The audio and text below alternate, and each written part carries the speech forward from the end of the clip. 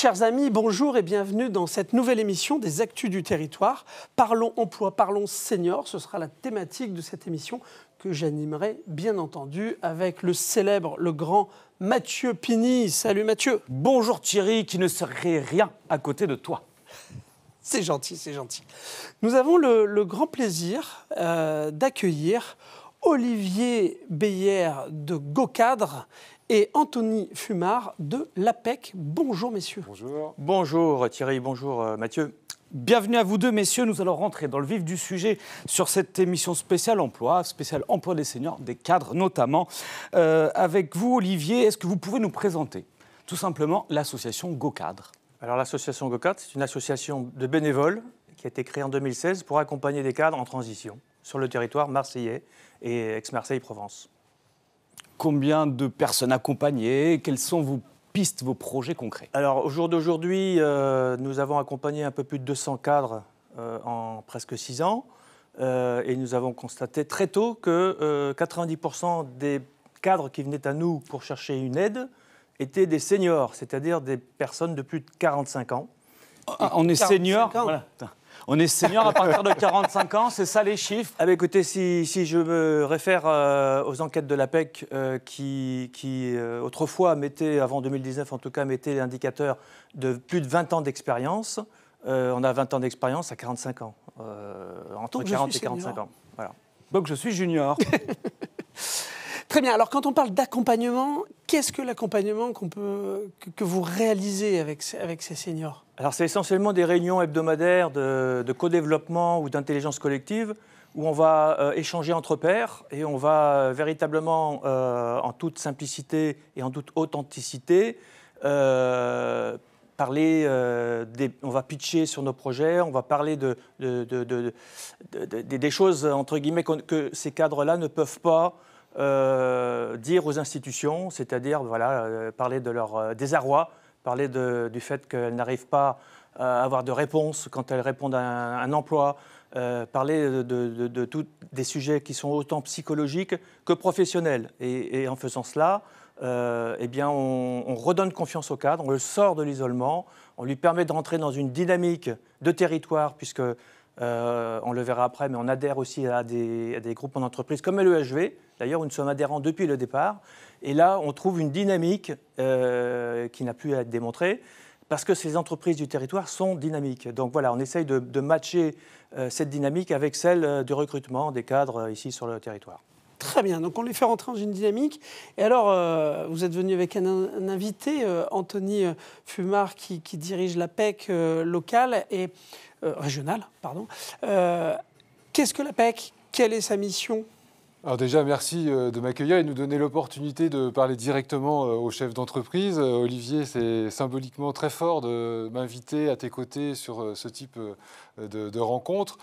Ça montre bien que l'importance du monde économique, du monde associatif et du monde institutionnel doivent fonctionner ensemble pour réussir à trouver les solutions les plus pertinentes. L'APEC, c'est un organisme paritaire. Donc vous, chefs d'entreprise, vous êtes dans la gouvernance de l'APEC par vos représentations, MEDEF, CPME, U2P. Et puis les salariés sont aussi représentés via CFE-CGC, CFDT et toutes les autres confédérations syndicales qu'on peut connaître. Et donc nous, on se positionne à l'intersection parfaite des intérêts des entrepreneurs et des salariés pour comme un acteur neutre et bienveillant pour faciliter le fonctionnement du marché de l'emploi des cadres. Et ça depuis 1966.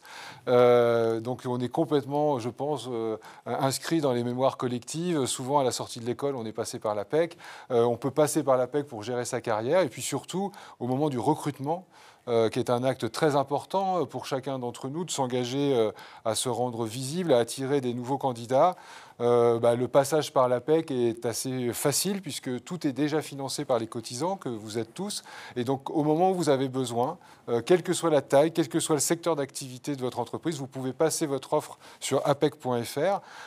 Aujourd'hui, c'est la moitié du marché qui est visible sur le site. Et vous pouvez aller chercher instantanément dans 330 000 candidats un profil ou des profils qui correspondent à vos besoins. Quand on dit la moitié, il n'y a finalement que la moitié des offres qui sont, Oui, que vous ne voyez. J'aime bien Non, cette formule. C'est l'iceberg. Alors, en fait, ça, c'est le verre à moitié vide que moi, je ne vois jamais. On a déjà la moitié du marché et depuis toujours. L'autre moitié est très éclatée. Le monde des job boards est un monde concurrentiel. Je salue les confrères comme Cadre Emploi qui sont excellents, mais on trouve aussi Job, Monster, Region Job, etc. D'ailleurs, on est très associés. Pôle emploi, bien sûr. Aujourd'hui, dans le monde du digital, on sait faire converger sur nos plateformes l'ensemble des offres. Donc, vous pouvez aller sur Indeed, vous pouvez aller sur l'APEC, vous pouvez aller sur Pôle emploi. Vous allez avoir une agrégation des offres à partir de vos critères secteur, fonction et territoire. Très bien. Donc, justement, donc c'est l'emploi des cadres, qu'ils soient juniors ou seniors. Alors, l'emploi des cadres, c'est important de le préciser, c'est vrai que c'est une niche. C'est à peu près 20% de l'emploi des salariés du secteur privé au total. En province, en région, on est autour de 16-17%. Et puis après, on a des variantes, notamment ici dans l'industrie, il y a quelque chose de très spécifique. C'est que le taux d'emploi des cadres dans l'industrie est plus élevé que la moyenne nationale. On est au-dessus de 25%. Très bien. Et alors, si on devait faire une photo, justement, qu'on commence à faire, quelles sont les grandes tendances ? Alors, la grande tendance du moment, le tube de l'hiver, parce que même s'il fait beau, moi j'arrive dans la région, donc je suis un peu perdu. C'est l'hiver tous les jours, peut-être pour vous. Non, c'est l'inverse. Voilà. Donc là, le tube, c'est tous les jobs sont en tension. On passe une offre, on n'a pas de candidat. Alors qu'en parallèle, on vit un monde incroyable où on a des demandeurs d'emploi. Et c'est important d'aborder ce sujet de façon frontale en se disant d'un côté, beaucoup de recruteurs, peu de candidats. Les candidats qui répondent massivement, c'est des gens qui sont en poste. Parce que proportionnellement, il y a à peine 4% de chômeurs cadres. Donc, vos candidats, ils sont en poste. Mais ceux qui viennent et qui ne sont pas en poste, ils ont des parcours atypiques. Ils n'ont pas forcément le parcours qui correspond pile à ce que vous attendiez. Et là, parce que c'est en tension, il faut savoir s'ouvrir aux profils différents. Un message de passer effectivement l'ouverture, et puis c'est ce qu'on évoquait, Olivier, en aparté. Quels sont les conseils que vous pouvez donner à un entrepreneur, à un adhérent qui nous regarde dans l'émission pour se dire pourquoi pas me tourner vers un profil senior ? Parce que c'est vrai que quelque part, on est tous en tension, mais il y a encore des gens qui cherchent. C'est ça. 230 000, je crois, d'emploi. 230 000 cadres en Provence-Alpes-Côte d'Azur, et on est à un peu moins de 30 000 chômeurs, pardon, j'ai un peu de problème avec les chiffres là. Et dans ce volume-là, vous avez des gens qui passent, ils s'inscrivent, ils rebondissent tout de suite, et d'autres. Et là, c'est l'impact de la crise sanitaire qui est très marqué depuis 2 ans. On a une proportion de demandeurs d'emploi longue durée, plus d'1 an de recherche d'emploi, sans solution, qui s'enlisent dans le chômage et qui ne rebondissent pas. Et ça, à chaque crise, on a le lot d'augmentation de ce phénomène. Et c'est là où, pour les recruteurs, c'est compliqué. Parce que les choses évoluent tellement vite. Vous prenez l'impact de la visio dans notre quotidien aujourd'hui, du télétravail. Quelqu'un qui est sorti il y a 1 an et demi, il n'aura pas les mêmes agilités que quelqu'un qui est dans le jus, si vous me passez l'expression, depuis 2 ans. Et pourtant, c'est quelqu'un disponible immédiatement, qui a des... Enfin, je te laisse peut-être... Voilà, justement, un très beau rebond. Alors, là, le message que je voudrais faire passer aux entreprises, c'est que souvent, je rencontre des patrons d'entreprises qui disent « Ah, je viens de recruter un DAF, et c'est très bien, c'est très bien. » Et je leur demande « Mais alors, combien de jours par semaine ?» Et là, ils me regardent. Bah oui, ils ne comprennent pas la question.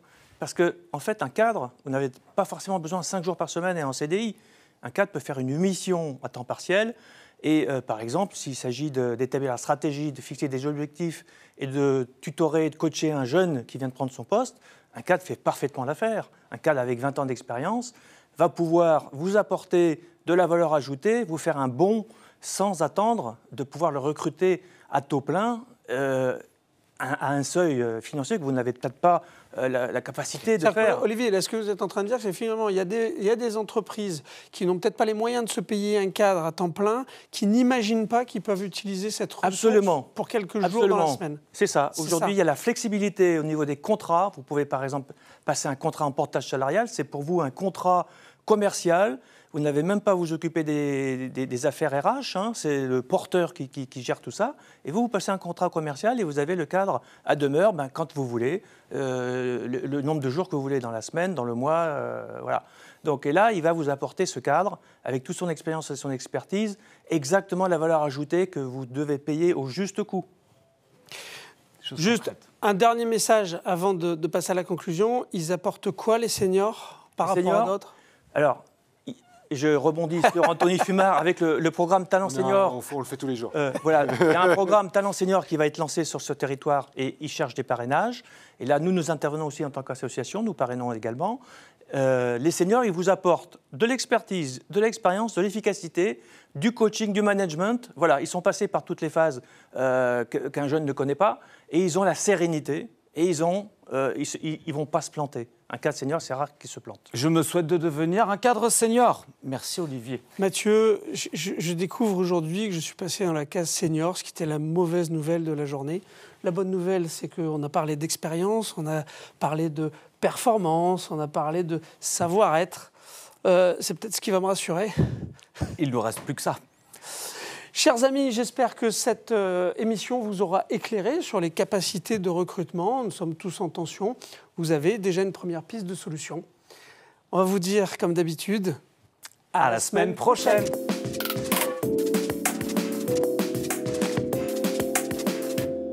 C'était donc l'émission de GoCadre et de APEC. Nous remercions Olivier Beyer et Anthony Fumard. Nous remercions aussi nos partenaires institutionnels, nos partenaires de cette saison. N'oubliez pas de vous inscrire à notre chaîne YouTube pour ne rater aucune de nos émissions. Et on se dit comme toujours, à la semaine prochaine!